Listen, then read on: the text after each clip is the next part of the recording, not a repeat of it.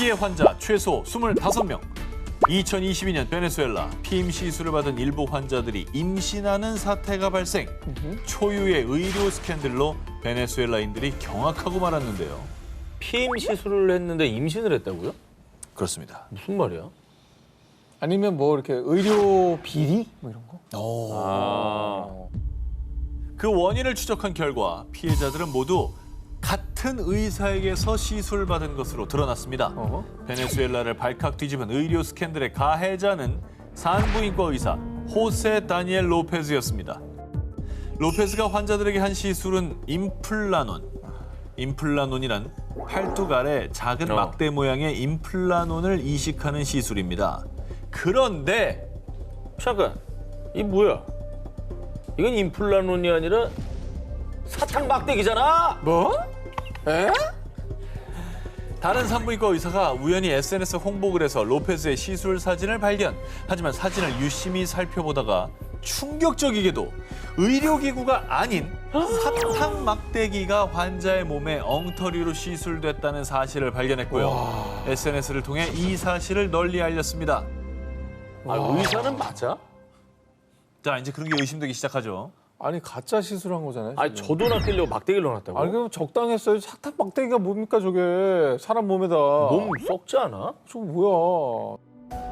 사실 산부인과 의사 로페즈, 그의 진짜 정체는 의사 면허를 위조한 가짜. 그것도 가짜였어? 그는 의료 당국도 속인 채 보건소, 병원 등에서 근무하며 태연하게 한 생명을 잉태하는 산모들을 진찰했고요. 심지어 의학적 지식도 없는 그가 다른 의사의 처방전까지 도용. 뿐만 아니라 피임을 원하는 환자들에게 사탕 막대기로 가짜 시술까지.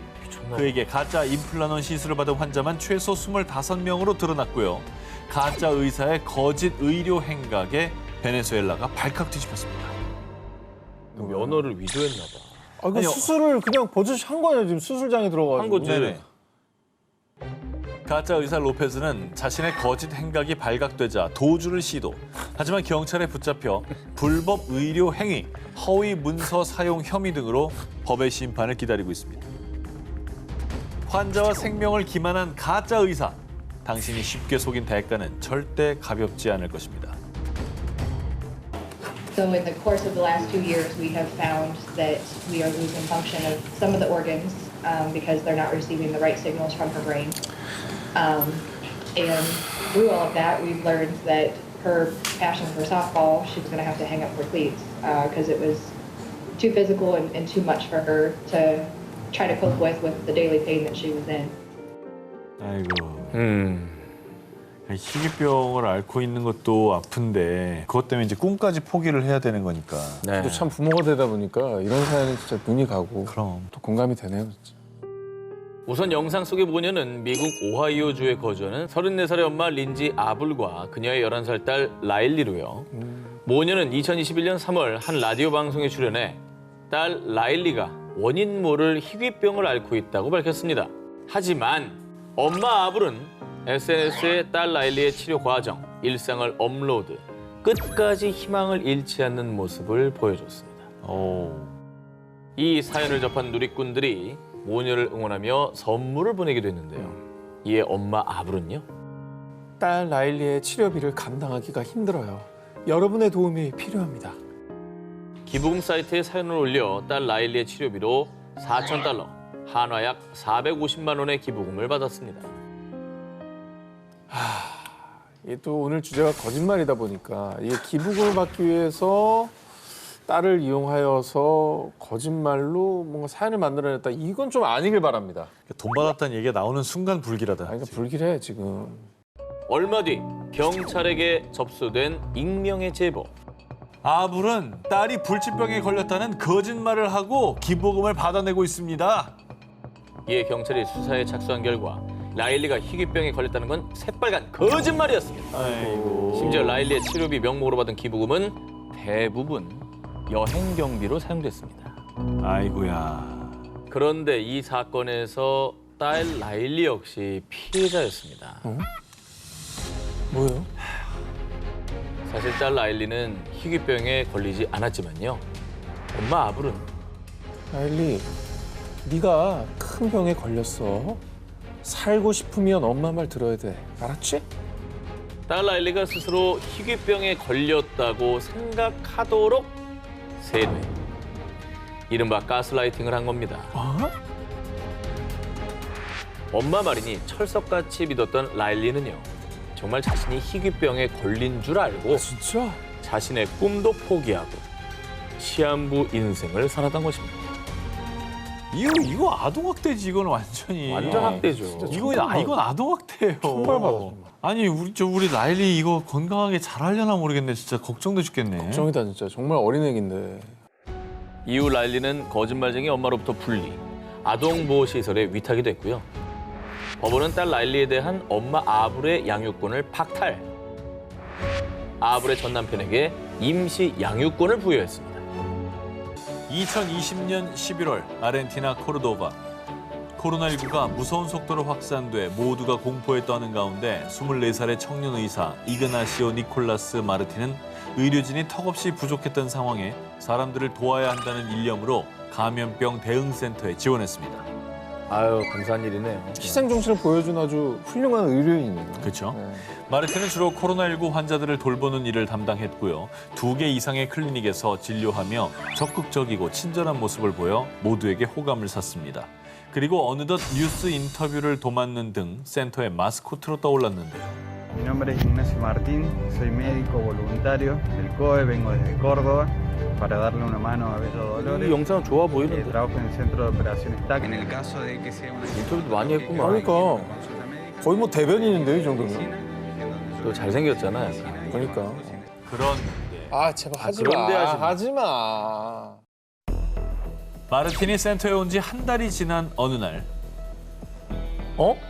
왜 진단을 이렇게 했지? 혈관 질환이 코로나19 때문이라고? 불안합니다. 아니 무슨 코로나 때문에 혈관 질환이 와. 말도 안 돼. 나도 알겠다 그건. 이게 아니. 뭐 호흡기잖아요. 호흡기인데 무슨 혈관 질환이 왜 옵니까?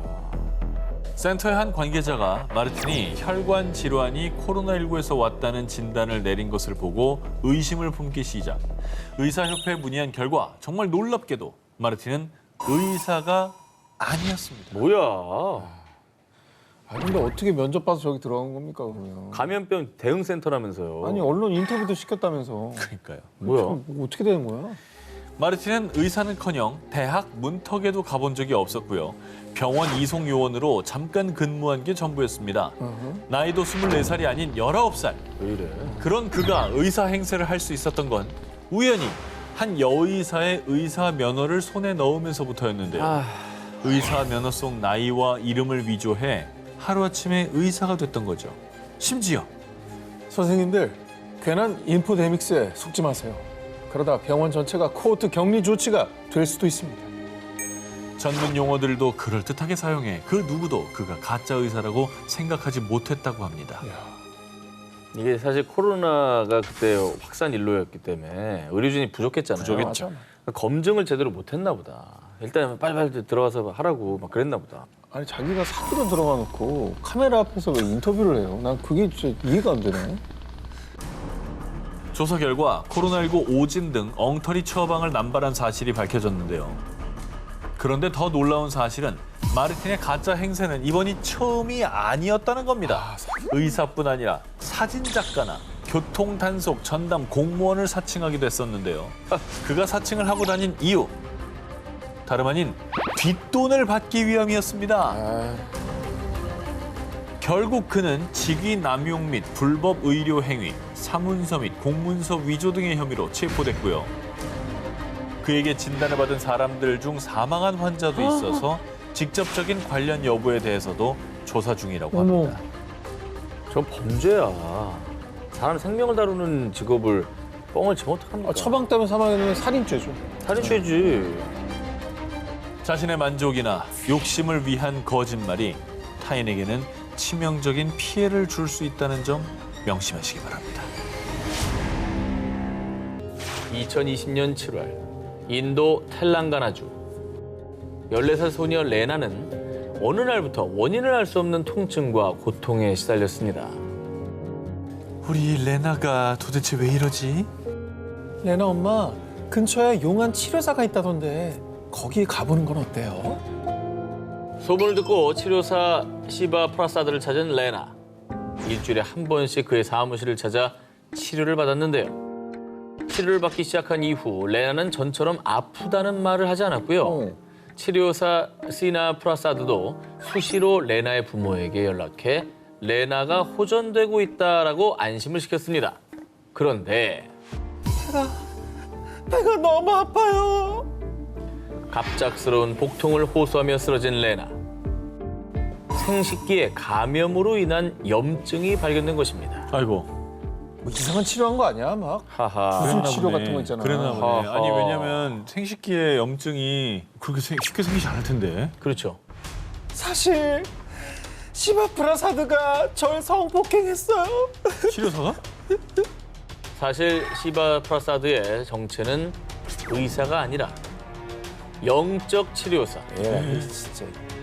레나의 질병을 영적으로 치료한다며 그녀를 성폭행했던 것입니다. 뭐야? 그러면서도 레나의 부모에게는 병이 낫고 있다며 거짓말을 했고요. 레나에게는 성폭행 사실을 발설하면 죽이겠다고 협박까지 했습니다. 아니 아파서 찾아간 사람한테 고통을 주는 거 아닙니까? 저게 극악무도한 짓을 하고. 그리고 무슨 영적 치료를 그렇게 합니까? 그런 치료가 세상에 치료를- 어디 있어요? 그딴 짓을 하고 나서 부모한테 괜찮아지고 있다고 말을 하고 싶냐? 야, 이에 분노한 레나의 부모는 현지 인권단체에 알린 뒤 함께 시바 프라사드의 사무실을 찾았는데요. 레나의 부모는 시바 프라사드를 보자마자 분노! 순식간에 난투극이 벌어졌고요.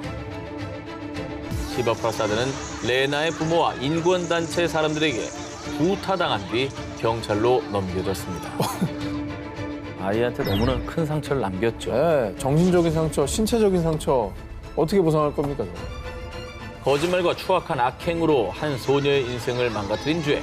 상처받은 사람들의 고통은 어떤 식으로도 보상할 수 없다는 걸 깨닫고 진심으로 뉘우치길 바랍니다.